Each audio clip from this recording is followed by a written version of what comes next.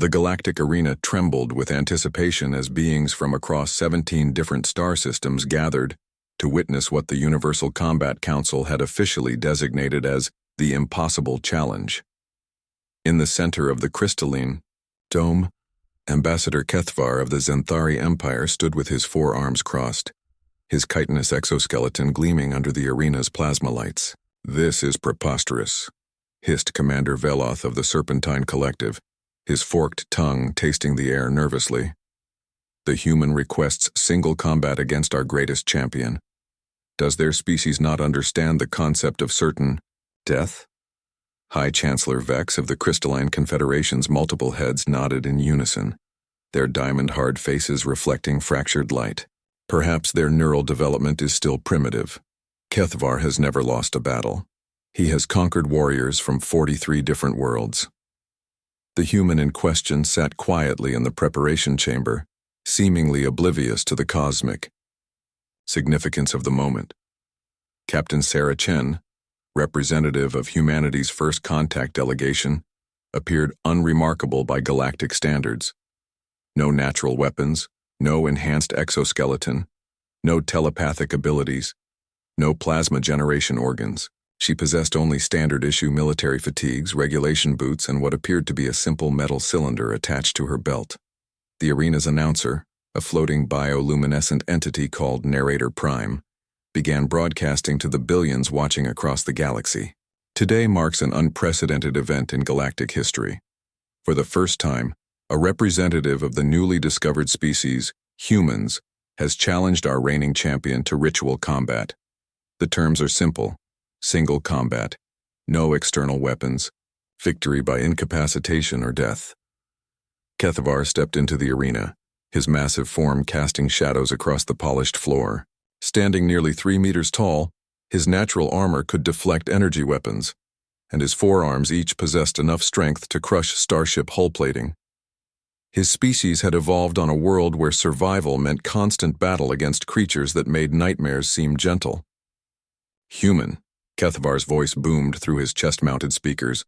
"I respect your courage, but question your intelligence. Withdraw now, and your death will be swift."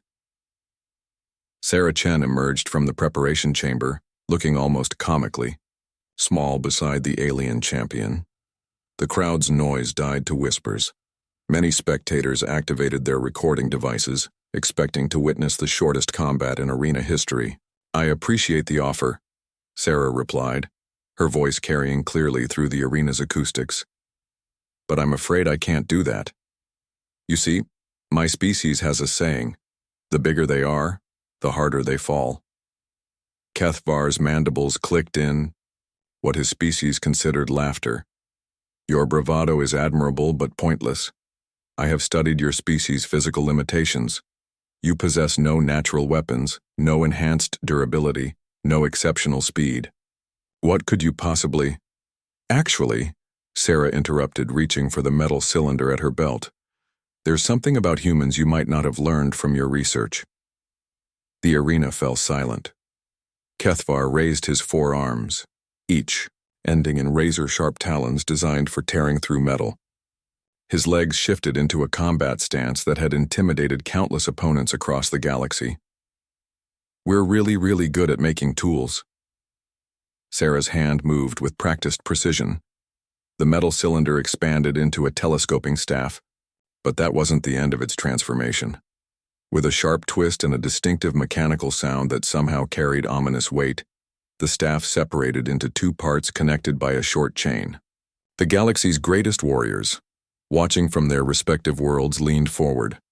They recognized the weapon category, a flail, but had never seen this particular configuration. Kethvar lunged forward with speed that had defeated champions from the warrior worlds of Kragath.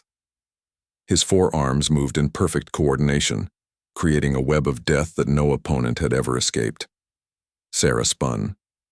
The nunchaku moved in patterns that seemed to defy physics, creating a barrier of motion around her body. Kethvar's first strike met the spinning metal and was deflected with precision that spoke of thousands of hours of practice.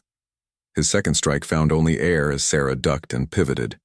His third and fourth strikes were similarly neutralized by movements so fluid they appeared choreographed. Then Sarah counterattacked. The nunchaku struck Kethavar's knee joint with surgical precision, causing his massive leg to buckle. As he struggled to maintain balance, the second strike hit the nerve cluster at the base of his neck, a point no Galactic database had recorded as vulnerable, but which human martial artists had identified within hours of studying Zenthari anatomy.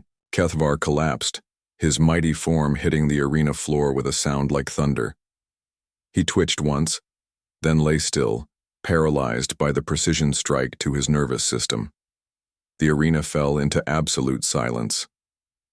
"Combat concluded," announced Narrator Prime after a moment of obvious disbelief. "Victory human. Duration 4.7 seconds. The silence stretched for several heartbeats before exploding into chaos. Beings who had witnessed millennia of combat struggled to comprehend what they had observed. The impossible had occurred in the most mundane way imaginable. Sarah collapsed her weapon back into its compact cylinder form and approached the fallen champion. "He'll recover full mobility in about 10 minutes, she announced to the stunned medical staff. "No permanent damage." Commander Veloth's voice cut through the noise, barely containing his astonishment. How did you know exactly where to strike?" Sarah turned toward the observation deck, her expression matter-of-fact. "We spent 3 days studying publicly available anatomical data on Zenthari physiology. Any human martial artist could have identified those pressure points. We've been perfecting the art of defeating larger, stronger opponents for thousands of years." High Chancellor Vex's multiple heads turned toward each other in rapid consultation before addressing the human. "Your species develops combat techniques specifically for fighting superior opponents?" "Among other things," Sarah replied with a slight smile. "We also developed philosophy, art, music, and agriculture. But yes, we're particularly good at the fighting part."